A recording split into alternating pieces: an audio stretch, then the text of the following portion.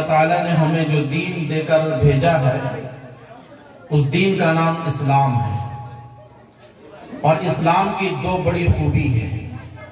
ایک خوبی یہ ہے کہ یہ اسلام ابدی مذہب ہے، دوسری خوبی یہ ہے کہ یہ آفاقی مذہب اور آفاقی دین ہے۔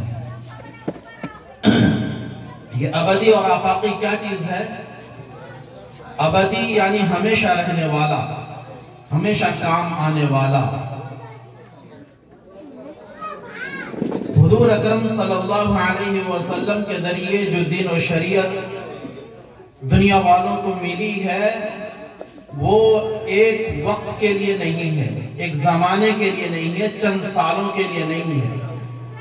اس کی تاریخ یہ ہے کہ وہ جس دن سے آیا ہے روز قیامت تک کے لیے اللہ تعالیٰ کی طرف سے بھیجا ہوا دین ہے۔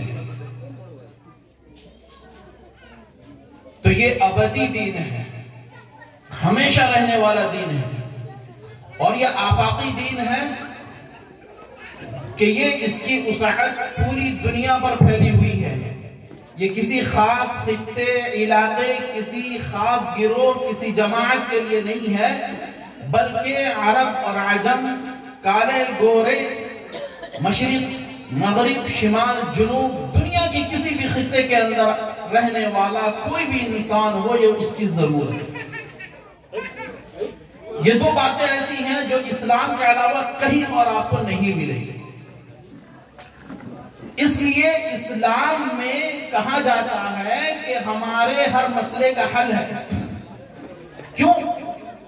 اس لیے کہ جب یہ آفاقی دین ہے، دنیا کے ہر انسان کی ضرورت ہے، تو اس کی زندگی میں پیش آنے والا کوئی بھی مسئلہ ہو، ایسا ہو نہیں سکتا کہ اس کا حل اسلام میں نہ ہو۔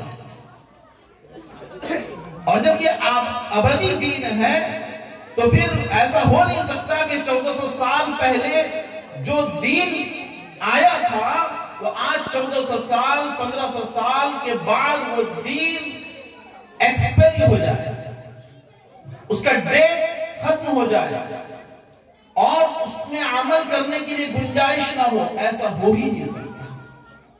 اللہ تعالیٰ نے اس صفت کے ساتھ اس دین کو اتارا ہے۔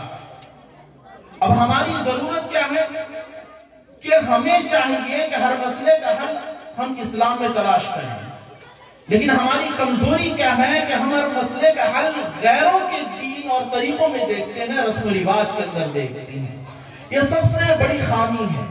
اگر آپ دیکھتے ہیں کہ کسی علاقے میں کسی خاص قسم کے لوگوں نے کسی خاص طریقے پر اپنی شادی بیاہ کی ہے اور وہاں وہ سارے رسم و رواج ادا کیے ہیں، تو ہم یہ سوچتے ہیں کہ کسی طرح ہم اس کو کاپی کر لیں، ہم اس کی نقل اتار لیں اور ہماری ایک پہچان اسی طرح بن جائے۔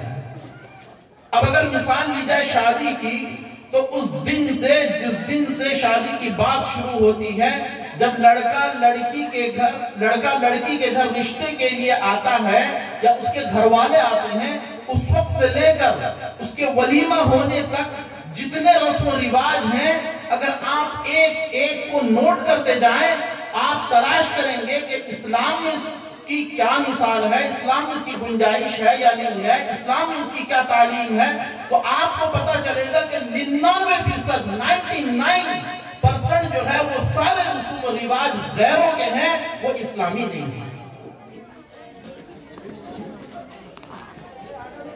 وہ جتنے طریقے ہوتے ہیں، اگر اس کو بتایا جائے تو تفسیر تو اسی کے اندر گھنٹوں کی نکل جائے گی۔ اس میں میں آپ کو مختصر طور پہ بتاتا ہوں کہ اگر آپ نوٹ کرتے جائیں اور اس کو تلاش کریں کہ اسلام میں اس کی گنجائش ہے یا نہیں ہے۔